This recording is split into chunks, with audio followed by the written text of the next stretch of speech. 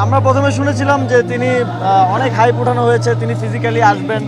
পরে দেখলাম যে তিনি ফিজিক্যালি আসবেন না, তিনি অনলাইনে আসবেন। পরে আবার শুনলাম যে তিনি অনলাইনেও হয়তো লজ্জা পাচ্ছেন, চেহারা দেখাবেন না, তিনি ভয়েসে কথা বলবেন। তো বক্তব্য এখনও আমি হয়তো শুনিনি, বক্তব্য আসলে হয়তো শোনা যাবে।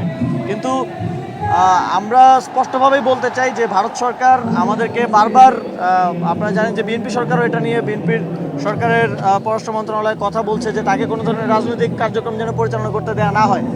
কিন্তু ভারত সরকারের পক্ষ থেকে এটা বারবার বলছে যে দিবে না, কিন্তু তারপরেও দিচ্ছে। আমার মনে হয় এখানে তারা বাংলাদেশে স্পষ্টতই একটা অস্থিতিশীল পরিস্থিতি তৈরি করার ক্ষেত্রে ইন্ধন দিচ্ছে শেখ হাসিনাকে বক্তব্য দিতে দেওয়ার মধ্য দিয়ে। এবং আমরা এই ধরনেরও ইনফরমেশন পাচ্ছি যে শেখ হাসিনাকে ভারতে রাখা না রাখা এই সংক্রান্ত নানা ধরনের আলাপ আলোচনা চলছে, এবং তাদের মধ্যে একটা ডিসকমফোর্ট আছে। কারণ আমরা ইতিমধ্যে দেখেছি যে ভারতের সংসদ থেকে এক ধরনের বিবৃতি দেওয়া হয়েছে। কংগ্রেস, আম আদমি পার্টি, অন্যান্য পার্টিগুলো কিন্তু সরকারকে সেখানে চাপ দিচ্ছে শেখ হাসিনাকে রাখার বিষয়টা নিয়ে।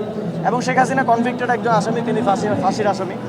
সেক্ষেত্রে আমাদের আহ্বান থাকবে তাকে বাংলাদেশের কাছে বদলি বিনিময় চুক্তি অনুযায়ী ফিরিয়ে দেওয়া হোক, অথবা তিনি যদি আসতে চান, দুই ক্ষেত্রেই পরিণতি একটাই হবে, তাকে এয়ারপোর্ট থেকে ডিরেক্ট ফাঁসির মঞ্চ পর্যন্ত যেতে হবে এবং বাংলাদেশের মানুষের জাস্টিসটা এনশিওর হবে। আমরা আশা করি এক্ষেত্রে ভারত সরকার একটা গুডউইল দেখাবে।